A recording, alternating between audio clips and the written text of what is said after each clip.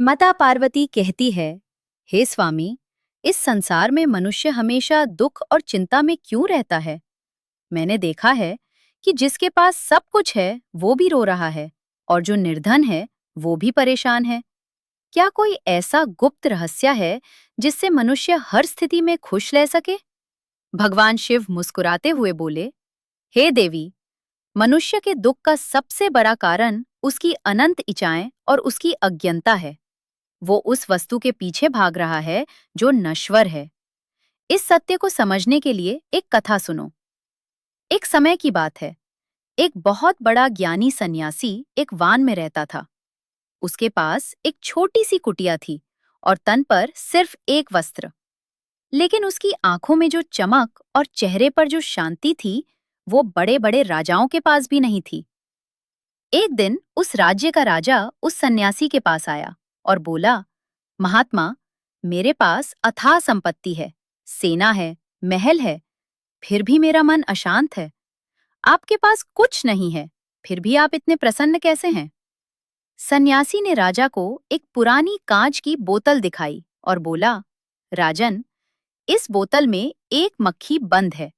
ये मक्खी तब तक फड़फड़ाती रहेगी जब तक ये बोतल के अंदर रहकर बाहर निकलने की कोशिश करेगी।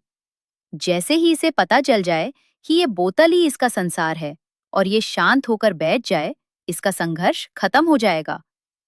मनुष्य भी इसी मक्खी की तरह है। वो संसार रूपी बोतल में बंद है और अपनी उन इच्छाओं को पूरा करना चाहता है जो कभी पूरी नहीं हो सकती।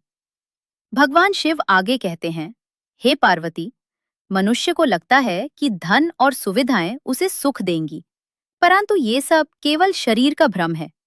सच्ची खुशी तीन चीजों में छुपी है। पहला है संतोष, जो पास है उसमें खुश रहना सीखो। दूसरा है निष्काम कर्म, फल की चिंता किए बिना अपना कर्तव्य निभाओ। और तीसरा है वर्तमान में जीना, जो बीत गया वो लौट कर नहीं आएगा और जो आने वाला है उसका किसी को पता नहीं। इसलिए आज के इस पल को पूरी तरह जियो। माता पार्वती ने पूछा, परंतु प्रभु, क्या मनुष्य अपने भाग्य को बदल सकता है? शिवजी बोले, भाग्य मनुष्य के पिछले कर्मों का लेखा जोखा है, परंतु वर्तमान के कर्मों से भविष्य को सुधरा जा सकता है। जैसे एक पुराना कर्ज मेहनत करके उतारा जा सकता है, वैसे ही बुरे कर्मों का प्रभाव पश्चाताप और सेवा से कम हो जाता है। जो मनुष्य दूसरों की भलाई करता है और अपने भीतर के अहंकार को मार देता है, उसे फिर कभी किसी दुख का सामना नहीं करना पड़ता। दोस्तों, भगवान शिव का ये ज्ञान हमें सिखाता है कि शांति बाहर नहीं, हमारे भीतर है। अगर हम अपने मन को वश में कर लें और हर हाल में ईश्वर का शुक्रिया अदा करें, तो हमारा जीवन स्वर्ग बन सकता है। चिंता छोड़कर चिंतन कीजिए और अपने कर्मों को शुभ बनाइए।